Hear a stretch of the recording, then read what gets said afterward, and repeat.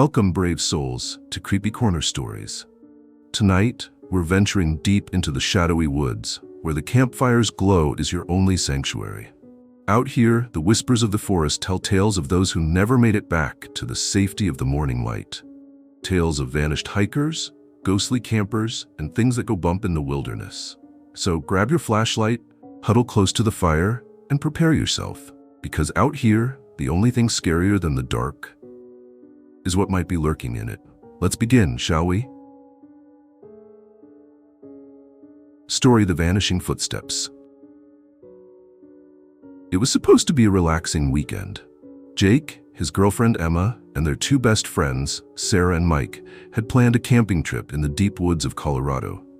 They picked a spot far away from the busy campgrounds, wanting to enjoy the quiet and peaceful nature. The first day was perfect. They pitched their tents, roasted marshmallows, and laughed under the stars. The only sounds were the crackling fire, crickets chirping, and the occasional rustling of leaves. It was everything they hoped for. But then came the second night. The day had been uneventful, hiking, fishing, and swimming in a nearby creek. By the time the sun set, everyone was exhausted. They sat around the fire, sharing stories, until one by one, they retreated to their tents to sleep. Jake woke up first. It was late, around 2:30 a.m. The fire had died down, and the forest was pitch black. At first, he thought he had woken up because he was cold, but then he realized he heard footsteps. It sounded like someone was walking slowly around their campsite. Crunch, pause, crunch. Jake held his breath, trying to stay still. Probably an animal, he told himself. Maybe a deer or raccoon looking for food. But the footsteps were too heavy for that. Trying not to wake Emma, Jake unzipped the tent just a little and peeked out. There was nothing. The footsteps had stopped. The fire was nothing but embers, and the forest was still. He waited, listening, for what felt like forever. Eventually, he convinced himself it was just his imagination and went back to sleep. The next morning, as they packed their gear for a day hike, Sarah said something that made Jake freeze. "Did anyone hear someone walking around the tents last night?" she asked casually, zipping up her backpack. Jake stared at her. "Yeah, I did. I thought I was dreaming." Mike chimed in, laughing nervously. "Me too. I heard it too, but I didn't want to say anything and freak everyone out." The four of them exchanged uneasy glances. Emma tried to lighten the mood. "It was probably just an animal, guys. These woods are full of them." Everyone nodded, but they couldn't shake the eerie feeling.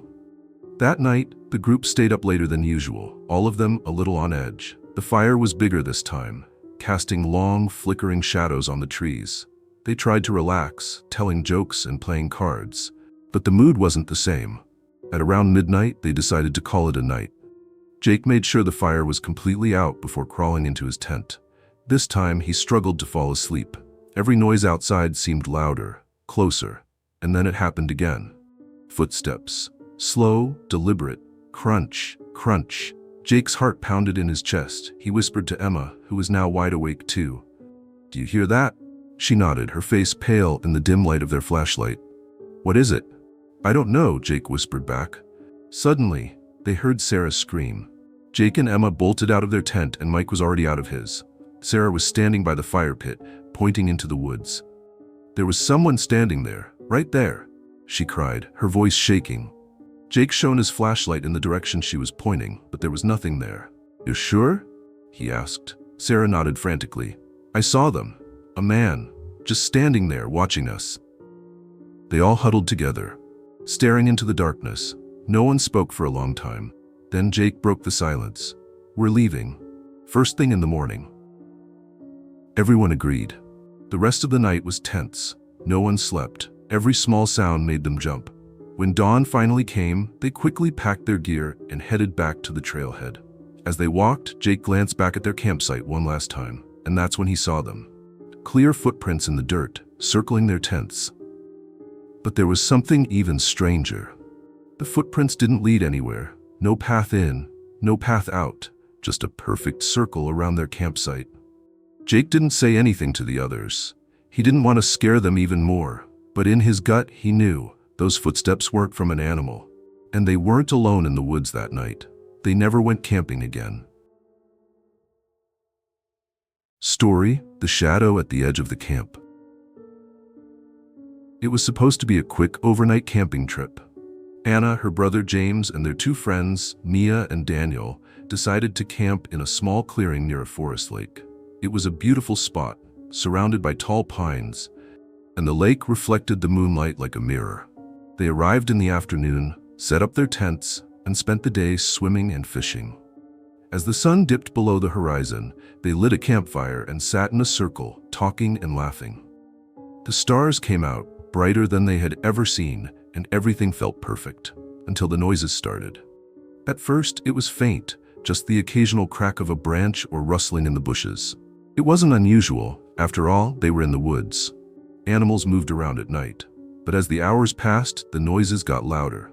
It sounded like something, or someone, was walking just beyond the tree line, circling their camp. "Did you hear that?" Mia asked, her voice low. "Yeah," Anna said, gripping her flashlight. Daniel tried to act brave. "It's probably just a deer or a raccoon. Relax." But James wasn't convinced. He stood up, grabbed a large stick, and shone his flashlight into the trees. "Hello?" he called. "Is someone out there?" No answer. The forest was still, except for the quiet crackling of their fire. But then they heard it again, this time louder. The sound of footsteps, heavy and deliberate, moving just beyond their sight. "We're not alone," Anna whispered. James tightened his grip on the stick. "Stay by the fire. I'll check it out." "No way," Mia said, grabbing his arm. "Don't go out there." But James was stubborn. He walked toward the edge of the clearing, his flashlight cutting through the darkness, and then he froze. "What is it?" Daniel called, his voice shaking. James slowly backed away, his face pale. "There's someone standing there," he whispered. Everyone jumped to their feet, shining their flashlights into the woods. At first they saw nothing, but then Anna spotted it, a tall, shadowy figure standing between the trees. It didn't move, didn't make a sound. It just stood there, watching them. "Who are you?" Anna shouted, trying to sound braver than she felt. No response. The figure stayed perfectly still, and then, without warning, it turned and disappeared into the trees. "Let's go," Daniel said, grabbing his backpack. "We can't stay here." "No," James said. "It's too dark to hike back now. We'll get lost. We'll leave first thing in the morning."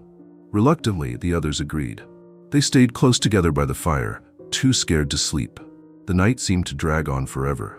But just when they thought it couldn't get worse, they heard it again. Footsteps. This time, closer. Anna shone her flashlight toward the sound and screamed. The shadowy figure was back, standing at the edge of the clearing. Only now, it wasn't alone. There were 3 more figures, all standing perfectly still, watching them. They grabbed whatever they could carry and bolted toward the trail, not daring to look back. The footsteps followed them, crunching through the leaves and branches. When they finally reached the trailhead, they collapsed, gasping for breath. The sun was just starting to rise, and for the first time all night, the forest was quiet. They never saw the figures again. But to this day, Anna swears she can still feel their eyes, watching her whenever she's near the woods. Story: The Whispering Tent. Lila, her boyfriend Josh, and their 2 friends, Claire and Ben, were experienced campers. They loved the thrill of being out in the wilderness, far away from the noise of the city. This time, they decided to camp in a remote forest near the base of an old mountain. Locals had told them the area was beautiful, but rarely visited. That made it perfect. The first night was uneventful. They set up camp, cooked dinner over the fire, and told silly stories before crawling into their tents to sleep. But on the second night, things changed. It started with the whispers. Lila woke up around 3 a.m. She wasn't sure why at first, but then she realized she heard voices. They were faint, like someone was murmuring just outside the tent. She nudged Josh awake. "Do you hear that?" she whispered. Josh listened, frowning. "It's probably the wind," he mumbled, turning over to go back to sleep. But Lila wasn't convinced. The voices didn't sound like the wind. They were too clear. She held her breath and listened. It sounded like 2 people, talking in hushed tones just a few feet away. She couldn't make out what they were saying, but she was sure of one thing: they weren't part of their group. The next morning, she told the others about it. "I swear, I heard people talking last night," she said. "Maybe it was a dream," Claire suggested, though she looked uneasy. "We're in the middle of nowhere. Who would be out here?" Exactly, Lila replied. That's why it's weird. Ben shrugged. If it happens again, we'll check it out. Probably nothing. But Lila couldn't shake the feeling that something was off. That night, the whispers came back. This time, Josh woke up too. He sat up, holding a flashlight, and listened. The whispers were closer now, circling the tent. Lila, you're right, he whispered, his voice trembling. Someone's out there. He unzipped the tent just a little and shone his flashlight into the darkness. The light cut through the trees, but there was no one there. The whispers stopped. Hello? Josh called. Who's out there? Silence. The whispers didn't come back that night, but neither Lila nor Josh slept. The next morning, the group found something that made their blood run cold. Around their campsite, there were small, human-shaped figures made of sticks and twine. They were hanging from the trees, swaying gently in the breeze. What the hell is this? Ben asked, his voice shaking. Claire started crying. Who did this? No one had an answer. Pack up, Josh said firmly. We're leaving. They hurried to pack their things, but as they did, they noticed something else. The stick figures weren't just near their camp. They were everywhere, hanging from trees, scattered on the ground, even tucked into the rocks by the trail. It was as if someone had been watching them the whole time, leaving these behind. The group practically ran down the trail, desperate to put distance between themselves and the eerie campsite. But the farther they went, the stranger it got. The whispers started again. At first they were faint, coming from somewhere deep in the woods. But as they walked, the whispers grew louder, closer. It's following us, Claire whispered, tears streaming down her face. They picked up their pace, but the whispers didn't stop. And then they heard it, footsteps, heavy, deliberate footsteps, coming from behind them. Josh stopped and spun around, holding up his flashlight. Show yourself, he shouted. Nothing, just trees and shadows. We need to go, Lila said, grabbing his arm. They didn't stop running until they reached their car. The whispers stopped as soon as they crossed the forest's edge. They drove away as fast as they could, never looking back. Lila and her friends never returned to that forest, but to this day, she still dreams of the whispers, soft, unintelligible voices calling her name. A group of 5 friends, Tom, Rachel, Mia, Alex, and Ethan, decided to camp in a remote forest known locally as Silent Pines. The name came from the fact that no birds sang there, no insects buzzed, and the air always felt unnaturally still. Locals warned them that the place had a strange reputation, but the group laughed it off. It's just stories, Tom had said. Nothing to worry about.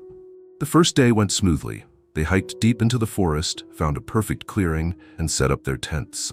The silence was strange, but they chalked it up to being far from civilization. By nightfall, the quiet felt oppressive. The group lit a fire, hoping to bring some life to the stillness.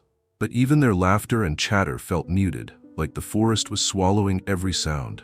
As the night wore on, strange things began to happen. It started with the trees. Rachel noticed it first. She pointed her flashlight at the tall pines surrounding their camp and gasped, "Guys, do the trees look closer to you?" Mia laughed nervously. "What are you talking about?" "I'm serious," Rachel insisted. "I swear they weren't this close earlier." The others brushed her off, but as the night dragged on, they all began to feel it, that the trees were pressing in ever so slightly, as if the forest itself was alive and watching them. Later, as they sat around the fire, Ethan froze mid-sentence. "Do you hear that?" Everyone went quiet. At first, they heard nothing. Then, faintly, came the sound of whispering. It wasn't words, they couldn't understand it, but it was unmistakably voices.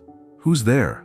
Alex shouted, standing up and shining his flashlight into the darkness. No response, but the whispering grew louder, seeming to come from every direction at once. "Let's get in the tents," Tom said, his voice steady but tense. "We'll figure it out in the morning." Reluctantly, they agreed. The whispers continued all night, growing louder and louder until it felt like they were right outside the tents. None of them slept. At dawn, they decided to leave. But when they emerged from their tents, they realized something horrifying. The clearing was gone. The trees, which had been a good distance from their camp the night before, now stood in a tight circle around them. There was no path, no trail, nothing but an endless wall of trees. "This isn't possible," Ethan said, his voice shaking. "We didn't walk that far in," Rachel added. "How are we lost?" Tom pulled out his compass, but the needles spun wildly, refusing to settle on any direction. "We'll just pick a direction and walk," he said, trying to stay calm. They started moving, but no matter how far they walked, the forest never changed. The trees looked the same, tall, dark, and endless. Even the sky seemed stuck in a constant gray haze, with no sign of the sun. After hours of walking, they stopped to rest. That's when Mia noticed something strange. "Wait, is this?" She trailed off, pointing to a spot on the ground. It was their fire pit. They had somehow circled back to their camp, even though they had walked in a straight line for hours. "This doesn't make sense," Alex muttered, panic creeping into his voice. As night fell, the whispers returned, louder this time, closer. And then they saw them, figures moving between the trees, shadowy shapes too fast to make out clearly, but unmistakably human-like. "They're watching us," Rachel whispered. Tom grabbed a large stick, holding it like a weapon. "Stay together, don't let them separate us." But the shadows grew bolder.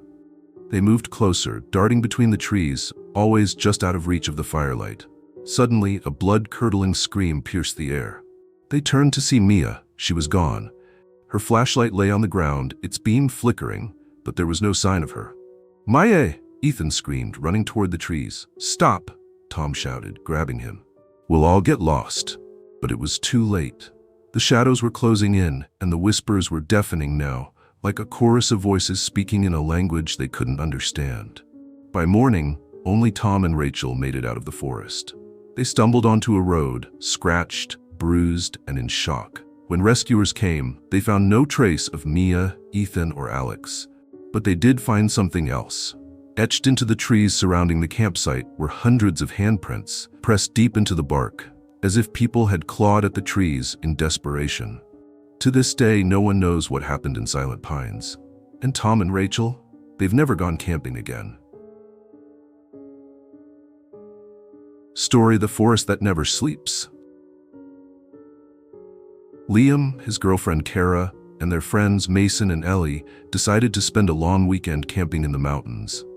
They had heard about a beautiful but rarely visited trail that led to a high ridge overlooking a valley. It was remote, quiet, and perfect for stargazing. After hours of hiking, they found a clearing near the ridge and set up camp. The view was breathtaking. The valley stretched out below them, and the sky was so clear they could already see the first stars appearing. As the night fell, the group sat around the fire, enjoying the peace of being far away from the world. But just as they started to relax, Ellie pointed toward the ridge. "Hey, do you see that?" They turned to look. At the top of the ridge, silhouetted against the fading light, was a figure. "Probably another hiker," Mason said casually, though his voice wavered slightly. The figure didn't move. It just stood there watching them. "Kind of creepy, right?" Kara said with a nervous laugh. Liam cupped his hands around his mouth and called out, "Hello, need help?" The figure didn't respond. After a few moments, it turned and walked out of sight. The group tried to shake off the unease and went back to their conversation, but the mood had changed. They kept glancing toward the ridge, half expecting the figure to reappear. Around midnight, they decided to call it a night.